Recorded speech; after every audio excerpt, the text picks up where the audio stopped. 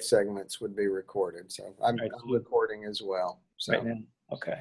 So why is that not coming up there now? Not that they need to see anything really, but.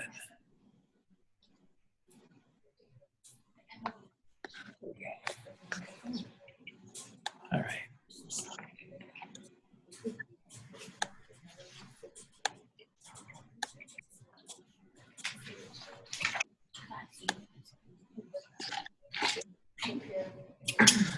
Why did we lose him?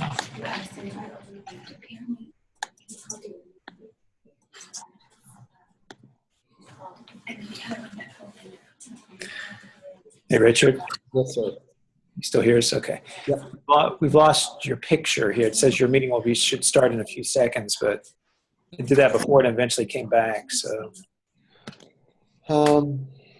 I can still see everybody. Okay. And it's still recording, so. Okay, that's good then. All right, shall we go ahead and get started? Yeah, is everyone else on there, Richard?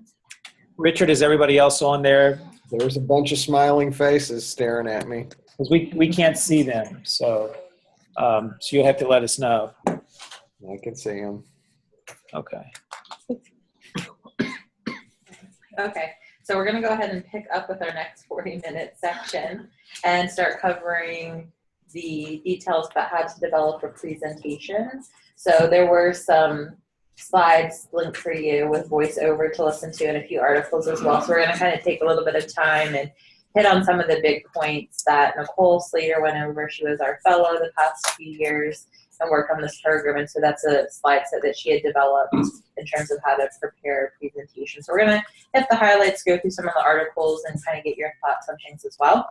So to get started, what is some big key things that you guys picked up on from reading the articles and listening to the slide sets? As you guys are trying to think about prepping your lectures, maybe some of you have already given it or developed it recently. What are some of the key things you found that were useful or important to keep in mind? So keep it simple. Don't give them too many things to think about, because really at the end of the day, you know, they're only going to remember a few main points that they stick to, 2 to 5 Right. objectives. Right, so she did kind of cover that little acronym about keeping it simple. And so we do have to run like that fine line in pharmacy, because we're oftentimes giving information intensive lectures. And we want to make sure that they understand the disease state completely and thoroughly, and they have everything that they need to know on how to treat this disease state successfully. And it's sometimes the only exposure they're going to get to a certain disease state. So we kind of have to keep that balance, that we might have to include a lot of information, but maybe we provide more than we're going to necessarily test them on. So they have that information available to them if they have to access it. But between our objectives and the examples or cases that we give to highlight the important points, that we really hit on a few clinical pearls and important things and keep re-emphasizing those. So making sure it's clear in your objectives, it's the points you're trying to teach in your cases or review questions, you come back to it and summarize it at the end. So trying to keep at least like the main points simple that you want them to take away from it, even if you do have a lot of information to include. So very good. What else did you guys think? Excuse me for a second. Amber, could Mark like push your camera over towards Amber when she's talking so we could see her? All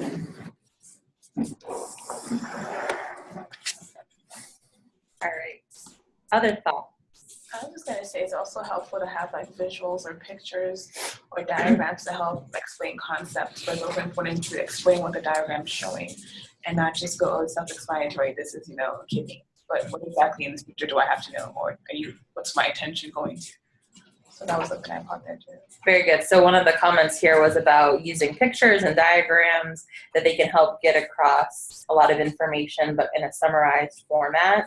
But Addie pointed out a very important thing is don't just throw it up there and say, oh, there's a picture to help with this concept. Really, it's important to orient the students to whatever diagram or picture that you've included. So that usually includes kind of giving a description. So this picture is showing you and explain what it's supposed to be teaching them. Because to you, who's really ingrained in that topic, it might seem duh, of course it's showing that. But for a student who it's their first exposure to something, or they're just trying to keep up and learn it for the first time, really kind of spelling out what the different axes show or whatever the picture happens to be of, really giving an explanation about all the columns or rows or whatever is included in that table or figure, orient them to it, and then give them the teaching point. So this is what's important to take from this picture. This is what's most important to know. So making sure you're kind of giving that background. Good. I think practice and timing are probably the most important thing. Sorry. Yes. I mean, even when I gave my lecture a little while ago, and the hardest part is there's so much information in some of these lectures to cover. It's very difficult to get it in that 50-minute time frame sometimes. And even as much as the more you practice, the more you have the ability, I might be able to cut this out. This isn't as important, but it's still going to be on my slides and kind of get through those areas. Exactly. Yeah. So the point that came up here is about practicing. And so that's covered in the slide set and also in pretty much every article that was linked. They talk about practice, rehearsal, do it over and over. They can't stress enough, like, do it as many times as possible.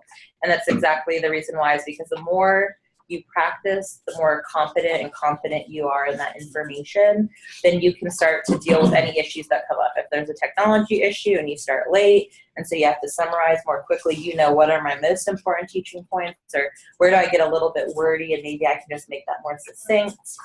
You definitely want to practice to check your timing, because we are kind of back-to-back classes in most situations, and so we want to make sure we're starting and stopping on time as much as possible. Students definitely think that's important as well, so they want you not running over. They want you to take the breaks when they're normally scheduled, so I'm definitely keeping that in mind. And practicing also helps with the filler words, so it is a common thing. Whenever you first present any topic, the ums come up for almost everyone. In any type of pause where you're thinking, what do I want to say next, or what slide's about to come up, we tend to fill that with ums and uhs and those types of things. So the more we practice, the more we're able to kind of eliminate those out of our phrasing of the different terms. Also important to practice it out loud, because you might understand something really great in your head and you're kind of clicking through your slides and you know what you want to say, but once you try to articulate something, especially complex, like a mechanism of action or a complex disease state, once you start hearing what it sounds like coming out, you realize you're talking in circles. And so sometimes try to encourage not scripting your slides. You want to be able to be well-versed and kind of talk on the fly about them. But it does come to some points, if there's a very complex idea or concept you have to get across, kind of sitting down at least and outlining the main points you want to hit until you've practiced it enough times that then you can kind of talk between those points without a very set kind of sentences that you're saying. But sometimes those complex ones, you have to take a little time and make sure you're hitting, these are the big points I need to make sure I get across. So that is very organized. Anything else? How about some of our offsites? Go ahead. You want to make sure that your slides are not cluttered. They don't want to be too wordy and don't use full sentences. So you want to keep it simple and then use your knowledge and information to then further explain what's on your slides. Good. Yeah, definitely. So we have to think about that white space on our slides, how many words, making sure that students can follow it in an organized fashion. So let me just pose this question to the group. So for all of your topics, they're all very information heavy when you're doing lectures in a pharmacy program. And you want to keep white space on your slides, yet students are trying to keep up and take notes. So how do you guys keep that balance in terms of, I give them everything they need to know, I need them to keep up, so I want to not have just a few bullets and they have to be typing at, Mach speed here to keep up. But you want to make sure that you're not just reading directly off your slides either when you're trying to expand on points. So how do you guys think we can find a good balance between the two? I like summary tables. Okay. Especially for like medications, where maybe you can talk through the medication. You talk about the disease state and then talk about the treatment, but then also provide that medication table towards the end or wherever it fits into the lecture. I think because there you can kind of have more additional information. where you might not necessarily have to emphasize it on the slide. Okay, good. So I'm going to repeat that in case some of our offsites couldn't hear. So one of the ideas over here, we're including medication tables, maybe throughout the lecture, depending on where it fits, or maybe at the end. So you can hit some maybe clinical pearls about the drugs, or really where their place of therapy is for a disease state. But you can review mechanism of action or side effects, dosing of those agents in a table. So you're giving them all those details, but you didn't necessarily tick through and describe each of those points about the medication. What are some other ideas? Something that a professor did was her class was more interactive. So her lecture presentation during the class was more like a worksheet with a lot of blank empty spaces, but she would always tell us, after the class, I will post up the full lecture that has all the details, just so that you guys are not trying to cram all the answers into your little spaces, but it's just more of, let's have a conversation, let's think it through during class. And then anything I do mention, I'll make sure I include it in my slides and then post it again afterwards. Okay, so let's talk about that too. This was another idea over here about, instead of a formal lecture, doing more of a worksheet type class where there's a lot of blanks on the handout that the students have. But in this case, this particular professor posted the answer key or the completed worksheet at the end of class. So what do you guys think about that method, or pros and cons of that, or even of including the answer key afterwards? Well, I mean, it's kind of double-edged sword, because you can set them up to be more relaxed and not worry about getting all the details down during class, and they can just focus on being more interactive. But then you're going to have people that, well, I'm getting answers afterwards anyway, so I'm kind of go the other way and kind of check out. Yeah. Mm-hmm. So I agree with it. I personally didn't like it when I was in class because I felt like I couldn't really sit. To me it was opposite. I wasn't more relaxed when I had the blanks, because I was I had to make sure I had to fill in all the blanks. Not that I get them afterwards, but I like listening more so, I guess, and taking my own notes on my own time and not having to worry about filling in blanks. So you want to have at least some basic factual information there, and then expand your notes for the expansion off of those points. I write my own notes, so it makes sense to me. But that's just I agree what you said totally. That just doesn't work. Things, I guess. Mm-hmm. Good. Sometimes I found that it's so ingrained in the didactic kind of series of lectures that transitioning to active learning role inside the classroom is very difficult for people. Mm-hmm. And when they're not either A, expecting it, or B, don't have a lot of time to prepare, it makes that transition difficult, and it's hard for them to learn as well in those scenarios. Yeah, there was a really good point brought up over here about kind of surprising the students. That usually never goes over well. So they like to be prepared, things coming out of left field out of them. So warning them, letting them know what the expectations are. They really like that. So if you try to change something midway, or you're the only person who does something different, you may get some pushback when you're trying these things. What about our offsites? Do you have any comments on the blanks and the worksheet type concept?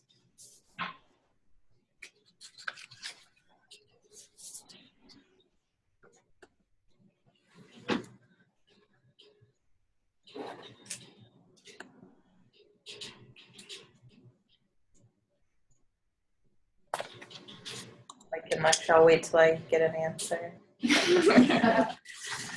No, okay. So we'll kind of talk about it from a different perspective. So different from saying a whole worksheet. So that sounds more like the whole lecture is kind of maybe a Word document. You work through different problems, have some things you fill in.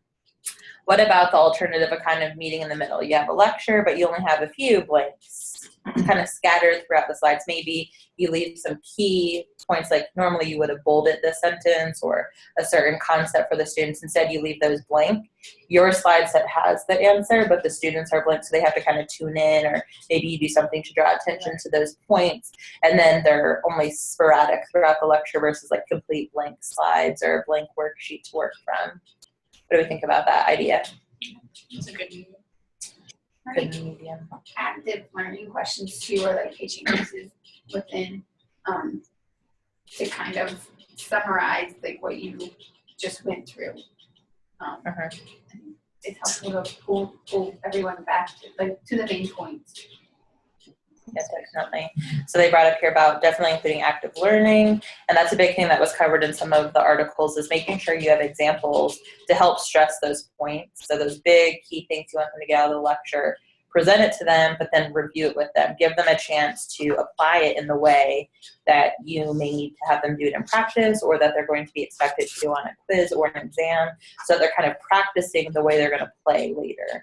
Just like with sports and those types of things, you run the plays that you're later going to do in the actual game. So giving them a chance to actually put it into practice and not just be theoretical, but give them a specific example. So cases are a great way to do that with a lot of our topics that we're presenting. Even just some basic review questions, factual things you want them to have at baseline, either throughout the lecture, or maybe that's how you start. If you have a series of lectures, you kind of do some basic review questions from the lecture before, just trying to get those wheels turning again. So that's definitely good. Ezra, I have a quick question. This is Danny. Yeah. One of the things that I see with like CE programs and adult ed programs is the use of polling. So they'll put up a slide that they're trying to emphasize the point, and they'll ask a question where people have to submit an answer, and they can tally the answers submitted from the audience. Is there a reason that's not used more often in lectures, or have you had experience using that? Does it work? Okay, so the question was about using more like online polling things where you see them in CE sometimes. And I have seen them used. I think they're a valid tool that you can utilize in lectures. It's kind of the alternative to just giving a multiple choice question as like a review question. Instead of raising your hands or someone just giving an answer, you have every person respond via that online polling system. Definitely has some advantages in that I think you tend to get more participation because everyone can kind of anonymously submit their answer. So people who might have been a little bit shy or afraid to answer before can just, click the button of what they think. And you get a better kind of perspective on if the class understands the material as well. If you see if it's completely divided across your 4 answers versus 97% pick A, which was the correct answer, you can kind of tell if I need to remediate this topic or we can completely move on. I would say probably from my experience why it's not used more regularly is one, it does take a lot of preparing ahead of time, and that you have to get used to whatever online polling system you're going to have, and you have to build the questions in there, build the slides in your slide set, like where they're going to go so they can link out. You have to figure out how each participant is going to submit answers. So some places have like Turning Point, I think it's called, and they have these little touchpad things that you have to pass out to each student or participant. Some are online, some let you use their phone. So there's so many options that you have to figure out the technology, plan ahead to get it put in place. And then you always run that risk of the technology failure. For whatever reason, they're not registering their touchpads, they can't get internet access. You try to go out to your question so you can open it up for polling and it just isn't connecting. So I feel that maybe a few people have been burned in the past. They put all this work into it and then it completely fails during class and they go back to the original, just raise your hand or someone answer it. So I think that's kind of the difference. And if there's been people who've used it in the past and it's really successful and they're used to it, then they use it more often. Sometimes with these CE programs, when they're at large conference centers, they have a little bit more IT help right there during that CE or presentation, that they make sure all that's working behind the scenes versus a lecture. It's like a Mayday if something's going wrong and you hope someone's available to help you. So that's kind of my 2 cents. Mark, do you want to kind of elaborate on that a little bit or anything from your experience? I think that's very, very true, very accurate. I mean, I think it is helpful to do it. I think to kind of get an idea of what the class is thinking. You can kind of get an idea too of where they stand in terms of their learning. And so I do like it. It's just, again, I agree with Amber that you have to make sure that it goes off okay. When you have 50 minutes to get the lecture across and you have a lot of things to get through, you don't want it to slow you down either. And so, but if you can make it work, I think that the polling on the phones actually seems to work pretty well, and so you see that now at a lot of national meetings and stuff like that, where you just do the phone poll, and that seems to be, everybody has a cell phone, right? And so they bring it out and they text, the response, and so that seems to actually be a lot of what you see now. Yeah, So, I really like the idea of using it. I hadn't used it for years because I had other faculty who had used it and it didn't work for them. So I just was kind of like, well, why bother? It's they're still working out the kinks. And so I would think I would like to include it to be able to see the class as a whole, what they understand and don't. It is just, again, taking that time to take pre-made questions and get it all converted and built into your lectures and that type of thing. So it's a little bit of an undertaking at first. But what have all of your experiences been with the use of like polling, audience response type systems? Have you seen faculty use it or not? Did it go off well versus any bad experiences? At Campbell, we used a lot of times, we used clickers, that had built-in answer choices. You can respond to things. There were a lot of issues with this sometimes, where we would have students who one clicker would work, I was doing right now, things like that. And by about my P3 year, we started to transition towards using cell phones. And just because of everyone's got one, I worked hard, especially in class, it was never really an issue. And so this seemed to work pretty well and generated better response, and it was able to integrate in the classroom a little bit better. I think I have like 2 issues with the cell phone polling though. The first one is it encourages you to have your cell phone in your hand during class, and that means I get distracted. Second of all, if you have a live polling where the answer is populated as you're clicking, it can actually sway someone's answer right or left, depending on what the popular vote is. So it's not. So exactly, if you can do it where it's an instant, this is the result, perfect. But if you have that, live feed, this is all going to A, then B's winning, people are going to go either way. So those are my 2 issues with cell phones. But Yeah. it's a great tool. We had clickers as well, and sometimes that wouldn't work, and then class would just go to hell. It's like mayhem. Exactly. People get distracted easily. Right. So try to avoid that if you can. But it's Yeah. a great tool to see where everyone's knowledge is. We need like a best practices for audience response tools, like the what to do when these things happen. But that's a good point, that the phone could be distracting. Talk about that with just interviewing and stuff too. Like if you pull your phone out, it's so easy to say, oh, who's that text from? Who's the voicemail from? Oh my gosh, you can get distracted very easily when you're trying to pay attention, and then these random things pull us away. So maybe an in-between, like if there's an online, because you're already on your computer, maybe take notes. There's a website you can have off separately. I don't know what the best answer is, but yeah, they all have a little bit of pros and cons, and you hope that they work seamlessly. But it is definitely a valid way for active audience response, keeping a lot of people engaged, and a way to kind of gauge understanding of material.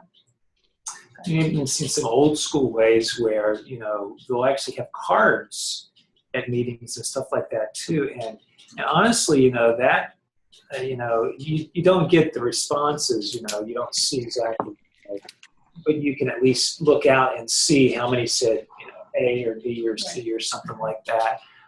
And so, or, you can just, have them raise their hands or something like that, depending on their response, or, you think it's A, B, or C.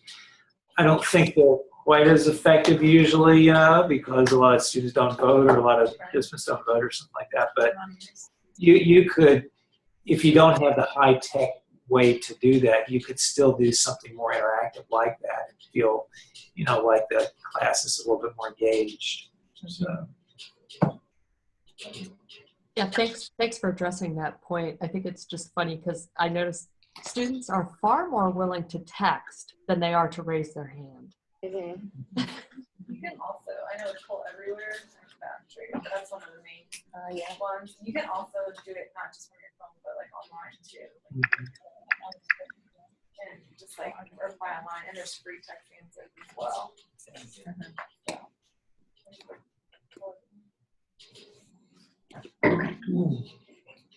All right, what are some other things that came up from your review? Creating your lectures. What was one of the hardest things that you found? I don't Creating think your it's slide more, set. mine isn't more of creating, it's more of presenting the slide set. Okay. I know as a student, the biggest thing for me was just a teacher who had a monotone, or who was just like not engaging when they presented. Mm-hmm. It could be, a very exciting topic or a very interesting topic, but just the way you present it, you can lose, interest. So like you said, with practice, and you get more comfortable with the material, and then you can project that confidence and, that clarity into your class as you presented it. But it's really important to make sure you're not monotone, and that you still try to gauge the interaction in the class, and if people are dozing or not. Maybe you should, have more interactive things in there as well. Mm-hmm. Definitely, yeah. So we're getting a little bit into the verbal presentation. So there's kind of 2 points to creating the presentation and being ready is creating your handout or slide set, which can be very time consuming. There's a lot of details. You have to figure out how you're going to get it organized. And a lot of people underestimate how long it's actually going to take to transition research and ideas and concepts into some type of organized slide set that the students are going to follow along. And in a lot of teaching literature, you find that they comment on the tool or the document you create for the students is just as important as the delivery of the content. So, because that's what they're going to take with them going forward and study from. So you have to spend time on both, but focusing in on the presentation, definitely. So you have to think about eye contact, hand gesture. Some of us talk with our hands versus not, moving around, eliminating the filler words, things that we've talked about. So definitely that practice is what's going to help streamline. Monotone, you mentioned that, trying to give some type of inflection into your voice. And so a lot of times, what you brought up, active learning. So questions, cases, breaking it up a little bit, because even you can sometimes just get into a monotone because you're just trying to get through your material. You know, you need to get these teaching points across, and I can tell that they're zoning out, and why are they laughing? And you have this like extra conversation going on in your head while you're trying to get your content across. But breaking it up with a question or a case can even get you back on track and get you a little bit more motivated. Like, yes, they're getting the points, and let me hear another answer. You know, you're trying to engage them to answer the question. And so it kind of breaks you out of your funk that you're in, or kind of just like the rhythm that you find into. Break it up and then kind of transition again for yourself. Very good. Well, I think passion is probably in the monotone thing as well. I think the more passionate you are, I think, about the topic, I think that comes through in your lecture, you know, and so I think particularly when you lecture, I know you all are just starting out, but if you lecture on, as you get further along in your careers, when you lecture on things that you have seen or that you do or that you do in practice, things like that, then I think you yourself will be more passionate about that. And I think you'll be able to bring in examples from the clinical end of things that really helps in learning. And so I think the more examples that you can bring in from the clinical setting into class, I think that's good. To a certain extent, you don't want to have your whole class like that, obviously, but I think that helps actually with the monotone and the passion and whatnot. That, hey, this is a patient that we've seen. I think particularly adult learners too, that's really helpful for them. So. So you have 10 minutes. You have 10 minutes. Is that what it says? Yeah, for the preview. Okay. So next point. What else do we have here? Sorry, Was that Richard or was that someone else from the offsite? that was me. Sorry, I just saw we've got about That's 10 okay. minutes We left. just got our warning. Yep. Shadow, what were you going to add? Just from today, it kind of reminded me in terms of like really pointing out that you want to focus in on your lecture. It's okay to have a lot of information on your slides. If, you know, most like you said, most topics have so much information, you don't only go over so much. But I liked it as a student knowing what to really focus on, like pointing out what's important.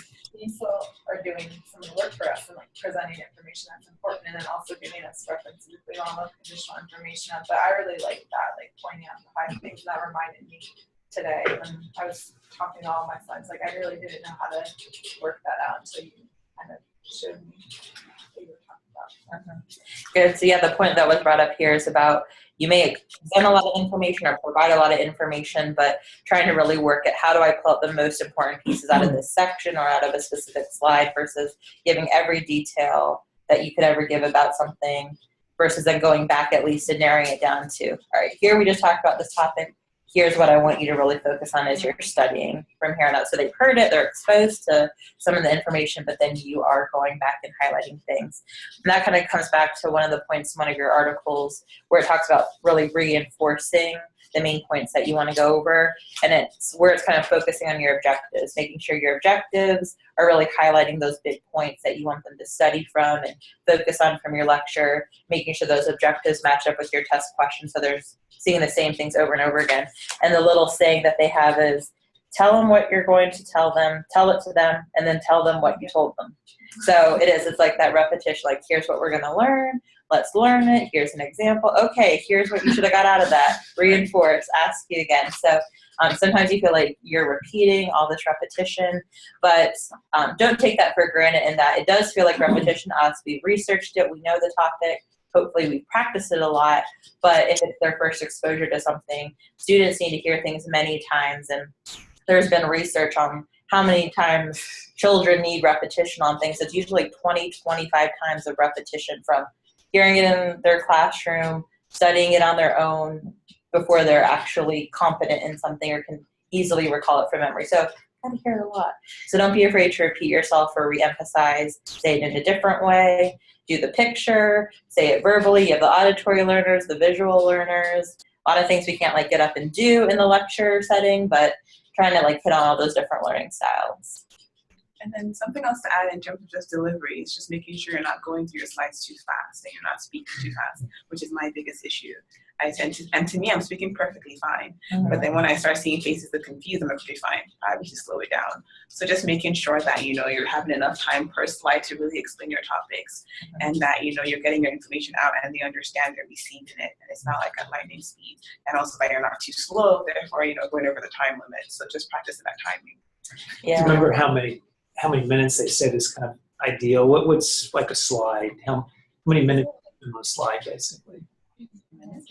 That is like Couple minutes tops. 1 minute per slide. I think 2 times. Yeah, I mean, it varies, but no more than 2 minutes, I think is what they say. If you have more than 2 minutes, then you probably need other More slides slides. or something. But, it varies, but probably, a minute or something like that, would probably be ideal. But it does vary. Yeah, I think it's interesting as you kind of progress through academia and do more lectures, you hear like the rules of thumb and you develop your slide sets and you're trying to keep it to certain kind of time frames. And now as I get farther into academia, I've always heard Dr. Brackbill say here, she's like, it doesn't matter how much time they give me, I could have one slide and I could fill up the time. I could just expand on extra examples and more details. And it is, the more like knowledge you get in there, you're like, oh, this is an interesting point. Let me get on this topic. Oh, let me share this. And so you end up keeping that in mind, but you might like stay on one slide and you're like, oh my gosh, it's 20 minutes have passed. Versus you want to keep, think about that rule of thumb.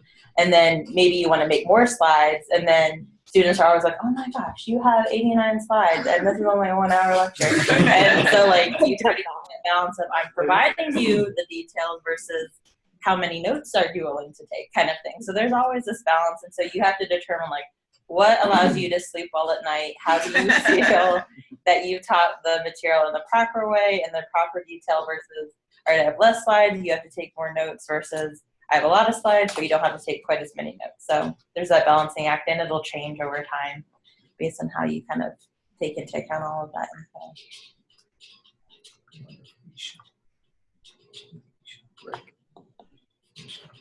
info.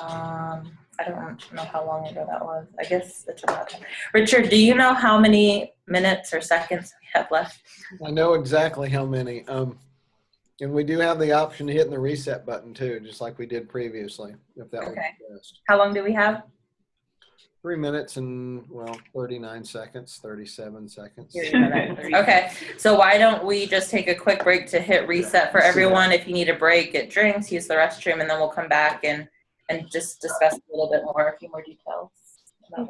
Awesome. I'll go ahead and end the meeting now then and be back. Okay, thank you.